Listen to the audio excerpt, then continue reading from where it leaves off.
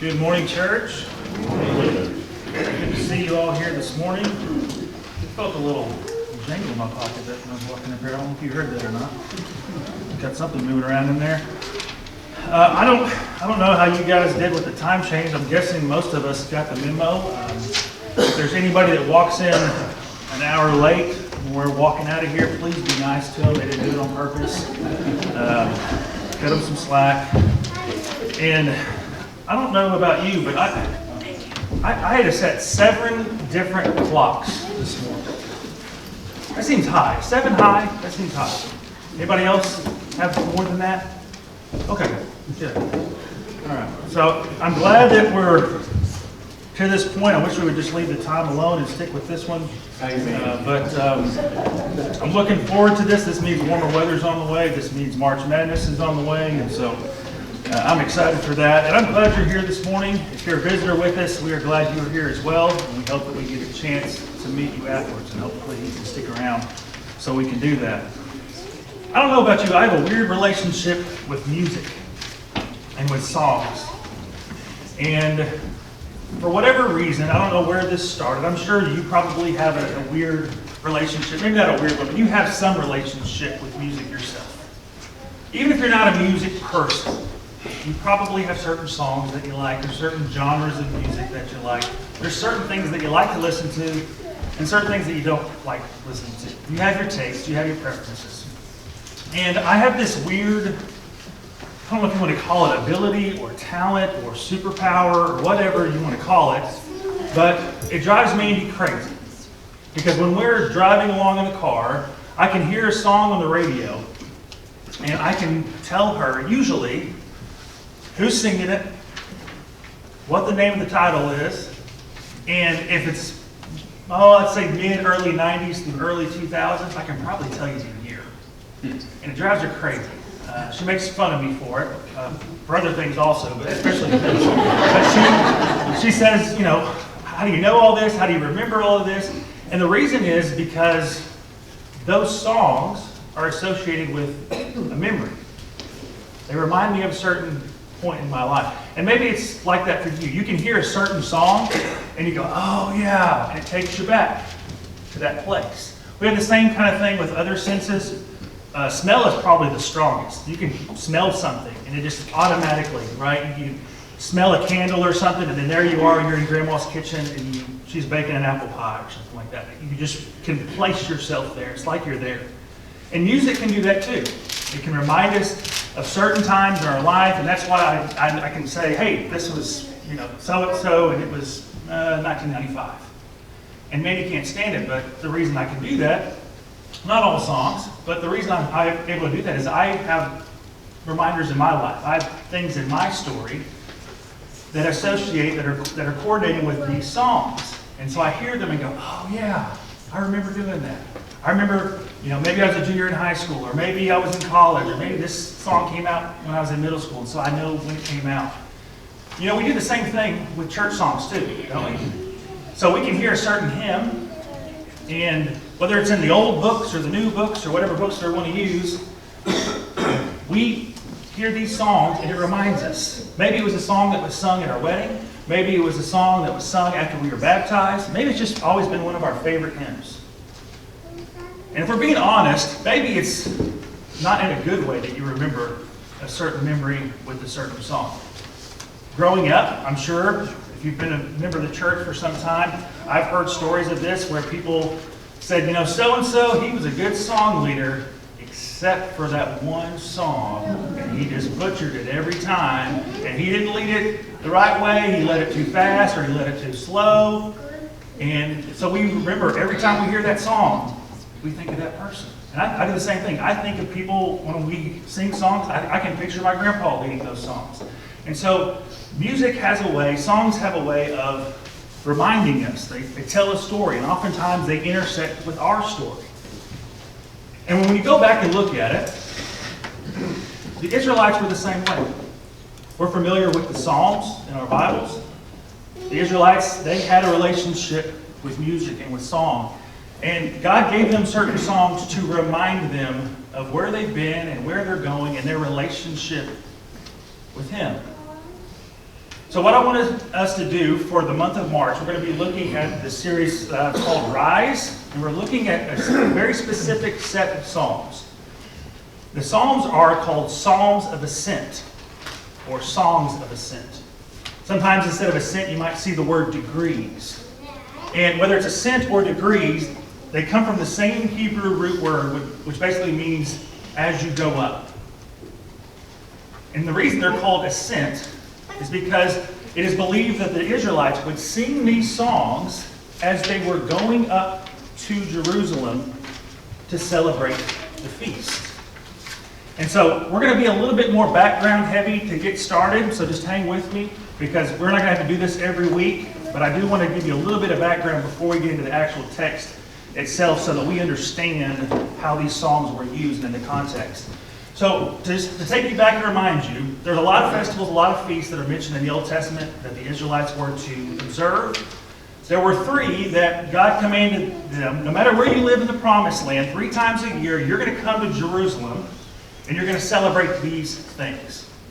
And so when we look at these, Exodus 32 is one spot, Leviticus 23 is another place. So we have the Passover in the spring, and it's basically right now, it's basically close to this same time that we are in our calendar year, March, April. And then in the early summer, they would celebrate Pentecost. And in the fall, they would have the Feast of Tabernacles or Feast of Booths. And so these were the 3 that God said, you will come to Jerusalem and you will worship me in this place, in this holy place, and you will celebrate me and my glory and what I've done for you throughout our relationship together. And so what's interesting is they would sing these songs. If you think about it, sometimes we sing the same songs over and over and over again. Well, if you were a Jew and you were going to these feasts, you would sing these same songs of ascent at least 3 times a year. And so over time, you got pretty familiar with these songs, and you would know them, and you were expected to sing these songs with the rest of your family and those that you were traveling with. And so when we look at these psalms, to get specific, we're talking about a group of psalms that's Psalm 120 to Psalm 134. Okay, so there's 15 psalms. I will tell you, most of them are very short. There is one exception. There's one that has 18 verses. The rest of them have 6 or 7 on average. There's 3 of them that only have 3 verses. So these 15 psalms, if you were to read them, it might take you 5-10 minutes to read all of them. They're not very long. And so they're easy. If you were going to sing them as a song, it would be easy to learn these songs and get to know them so that you could sing them. Now, again, it's believed that they would sing these on the way to these festivals, and so that they got to know these things. And so they are ascending. They are going up to Jerusalem, and that's the word ascent. And so they would sing these songs. 10 of these, we have no idea who wrote them. They're anonymous. We have 4 that are attributed to David. We have 1 that's attributed to Solomon.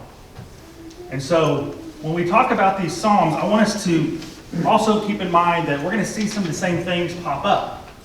They have some major themes that go on in these 15 psalms. And so one of the things is that God is going to remind them, they're going to be singing about their past and how they have been mistreated, how they've been persecuted from other nations around them. All these afflictions that they have gone through. Now, to go with that, they're also going to sing songs of praise and remember that it was God who brought them through all of that. That He cared for them, that He was gracious to them, that He took care of them and protected them and got them to this point. Now, because they're going to Jerusalem, this is the holy place if you were an Israelite. This is where heaven meets earth. This is where you go to meet God. And so there's a big emphasis on Jerusalem and what is there when you go through these psalms. So a lot of mention of Jerusalem, a lot of mention of Mount Zion, a lot of mention of the sanctuary and things like that. So this is what you will see over and over and over. These are the major themes of these psalms. Now, everybody with me, okay? All right? Now, these are really, really old songs. Really old songs. But because these songs, they're just beautiful songs, and if you go through and read them, you'll see, because many people have read these words, read these psalms, and have enjoyed them so much, many people have made modern day equivalents where they will take these verses straight from these psalms and create modern day songs with these lyrics. So, for example, we're going to be looking at Psalm 121 today. There's a song called When I Look to the Hills. I don't know if anybody's ever heard that. but this is a worship song that is out. It's in some songbooks. Psalm 124, had it not been the Lord, comes straight from the lyrics, the words of Psalm 124. Surround Us, O Lord, is from Psalm 125. I remember Mandy and I used to sing these at Edmond. We had this in our regular rotation, I guess, of songs that we sang. And so I'm used to singing these songs. I don't know if you've ever sang these songs, but there's some modern equivalents there. And so we see that they're old songs, but in many ways the church is still singing these things. And so I want to look at Psalm 121. If you have your Bibles and you want to follow along, that's where we're going to start. Psalm 121, it's a short one. It's only 8 verses. And we're going to look at this text here and discuss it here this morning.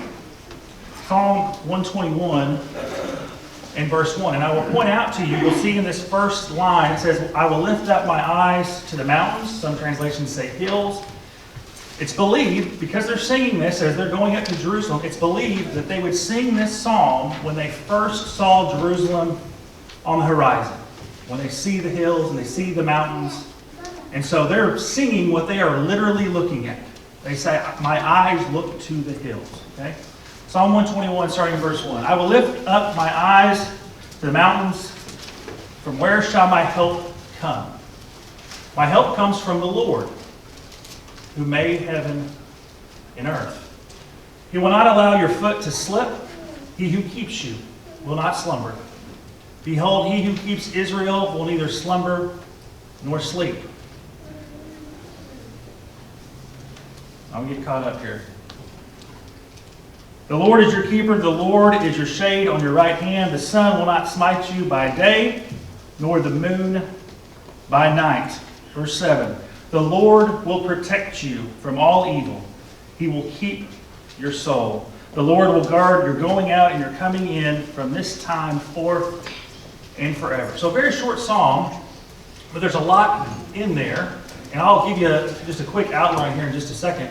But there's a lot of things that when we think about our relationship with God, there's a lot of terms that we use or a lot of names that we will give God. So, for instance, we will call him Savior, we will call him Creator or Father or Redeemer. And so this morning, I want us to think of God as Helper.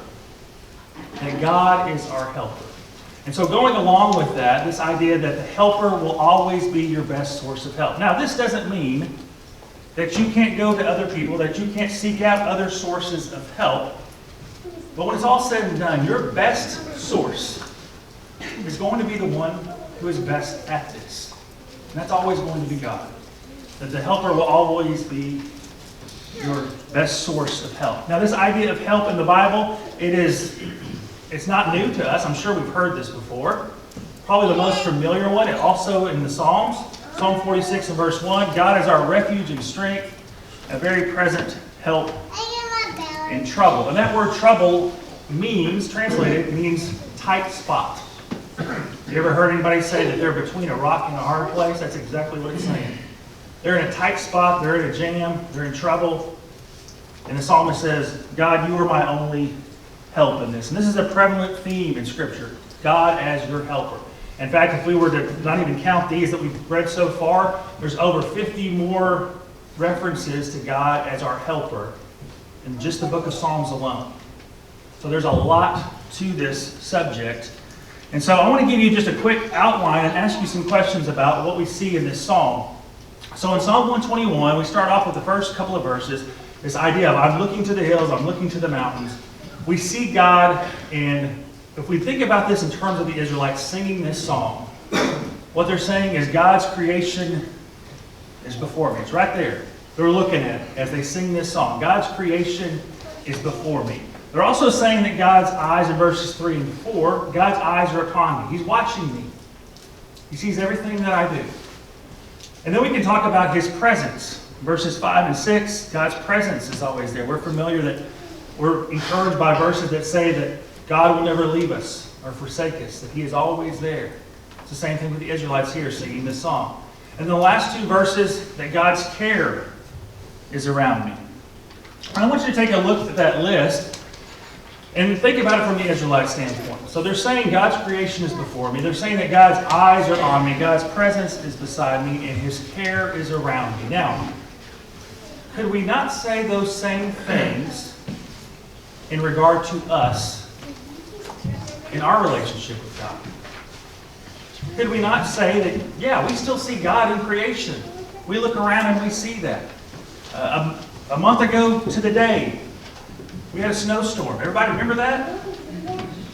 Some of you forgot. We had a snowstorm last month. So that's one way, weather. But just going outside and seeing the trees, seeing the sky, seeing the grass, seeing the flowers that are growing this time of year. That's still true. His creation is still around us. His eyes are still on us. He sees what we do. He's watching over us. He's always with us. His presence is always there. And of course, He still cares for us, just as He did for His people back then. So all these things are true of the Israelites. They're also true of us. So I want to just ask a simple question. It has a simple answer, but I think that's good for us to kind of look at things like that sometimes. So all these things are true for them. All these things are true for us. And we see that they say that God is their help, that their help comes from the Lord. So here's the question. Can we say that God still helps His people today? Does God still help us? As a child of God, as a member of Christ's body, His church, does God want to help you? And if you want to, you can make it more personal and say, does God really want to help me? Does God want to help me? And so the answer, obviously, is yes. Of course He does. He still is in the business of helping us. That's what He's always done. Whether it was the Israelites, whether it's us as Christians in His New Testament church, He has always been helper. It's one of His roles. That's who He is. And so this idea that I want us to think about is, again, where are we going to go for our help? Where do you go for your help? I'll give you a couple different scenarios on this. And again, I'm not telling you that you can't read self-help books. I'm not telling you that you can't go to counseling. I'm not telling you that you can't call up your friend from high school and get advice. What I am going to stress is the order or the timing of how you do that. And also, I think we need to point out, there's this misconception that's kind of come up over the last few years, in recent years, where we somehow think that if we ask for help, we are weak. And it's actually the opposite. And we've got mounds and mounds of psychology and history and research to back this up. But when you ask for help, you're not weak. That's how you stay strong. It's the people, research shows, it's the people who refuse to ask for help, right? The people that say, I'm just going to pull myself up by my bootstraps and power through this. It's those people that burn out and suffer physically and emotionally. They get sick, literally, because they're trying to do life by themselves. So let me tell you, if you've ever had any doubt, it is okay and it is perfectly healthy to ask for help. Again, what I want to stress is that we go to the right source first. So if we have a scenario, and maybe you've seen this in your life, you have something come up, you need help. You're in a jam of some sort, and so you don't know what to do, you've never been in this situation before, and so what you do, your first response is, I'm going to call up that person I always call. And if you think about it, we all have somebody like that, right? Whether it's a spouse, whether it's a sibling or a parent, someone we know from college, there's that person. We all have one. When we get in a situation and we don't know what to do, we're going to call that person. And so that's what we do. We call this person and say, hey, I don't know what to do. You got any advice for me? And we get that advice and we take it. And then we go a few more days and maybe we ask somebody else. And we get advice from them. And then we'll go along and we'll say, okay, well, I've talked to a couple people already. What do you think about this? And we'll get some more advice. And then we see that maybe they've given us bad advice or just things aren't, you kind of put into practice what they told you to do, but it's not working out. And then you get to this point where you go, oh yeah, I can ask God for help. And we almost put God on the back burner. We've treated Him as a last resort instead of our first response. And sometimes it's too late at that point. So then if we think about it from another scenario, let's say that we had that same situation, we had that same problem, We need help. We need advice. Sometimes those words are interchangeable. We need help. Before we do anything else, before we call anyone, our first response is, I'm going to take this thing to God. Whatever it is. And so we lay that at God's feet and we say, I need help. I don't know what to do. I need your help in this situation. And so God hears our prayer, and we go along, and maybe we still call that person we always call. Just our natural reaction. So we go ahead and call that person anyway. And then maybe we go on a little bit further, and somebody, maybe you've had this happen to you, somebody will come along and give you advice, maybe when you weren't asking for it, or maybe it's an unlikely source. It's not someone you would usually go to for advice. But in the flow of a natural conversation, they give you that advice, and you go, that's pretty helpful. Unknown source, someone I usually don't go to. And then maybe a little bit further along, you talk to somebody else the same way. They give you some advice. And sometimes we get the result we want. Sometimes we get the resolution we want. Sometimes we get the help we want. And sometimes we get the help we need. And there's a difference. But regardless how it's resolved, we get to this point, and then when we look back, we start connecting those dots. And we start seeing, and I think this may be why God sometimes uses people that we don't normally expect, so that He can get the glory in the whole thing. So we can go, you know what, that wasn't me who got through that. There's a reason I never really talked to these people, and they were the ones that gave me this advice. It's God showing up and showing you that He's a part of this. But you start tracing these steps. Here's who I talked to. Here's what happened. And you go all the way back to the very beginning, and what was the difference? You started with God. He was your first resort. And so you went to Him and you asked for help. And then, again, it's not wrong for those of you to have those other outside sources, whether it's a book or a counselor. If that's what helps you, by all means. But what I'm stressing to you is simply go to God first. The order and the timing is very important. When you treat God as a last resort, it's not going to work out the way you want. So we need to make sure that we're trusting in God to be our helper. Let me also throw this in there. I don't want you to get the impression that God is just some sort of insurance policy. That we only go to God when times are tough and when times are bad. You know that's not right. I want you to understand that, and I'll just throw that in there real quickly because I don't want you to get the wrong idea. I'm not saying that God is just it's like a vending machine and we put in the right change and we're going to get what we want. We should have a relationship with God in good times and in bad times. That He's your helper, whether you currently need help or not. And so we need to remember that.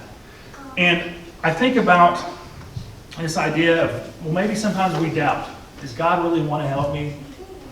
I haven't been living the way that I should. Or I've got a really checkered past. I don't know if God wants to help me. I don't know if He wants to help me out. And I think if we ever get to that point and we doubt, does God want to help me? I think all we really have to do is go back to the cross and remember what Jesus has already done for us. I love the way Paul puts this in Romans 5. It's a verse you've probably read a million times. And it jumped out to me this past week when I was going through and looking at it. Paul says, while we were still helpless, at the right time, Christ died for the ungodly. So he gives two pronouns for us there. Helpless and ungodly. Now, why would God help people like that? And that goes back to the gospel story. That goes back to God's love and His grace and His mercy and His forgiveness. And the point I want us to get out of that is if God can help us, and if God helped us in those circumstances when we were helpless and ungodly, if He did that for us then, will He not help us now? And so let's make sure that we are putting our trust in God as our helper. Just some quick things of application here this morning. I'm going to challenge you to go ahead and read these Psalms of Ascent. As I said, there's only 15 of them. Most are really short. So Psalm 120 through 134. Challenge you to read those this week. Again, the idea that we've been looking at, seek God first. Nothing wrong with getting help and getting advice from other people. But did you turn that thing over to God first? Were your priorities in the right order? And then, along with that, God uses events. He uses people in your life to give you that help sometimes. And so sometimes you'll have people that will help you. And sometimes God will use you to help others. And so be looking for those opportunities and be willing to say, I'm going to help them in whatever way that I can. That this is what we are here for. One of the things that we are to do. We are supposed to be like God. And as the helper, we are to help one another as well.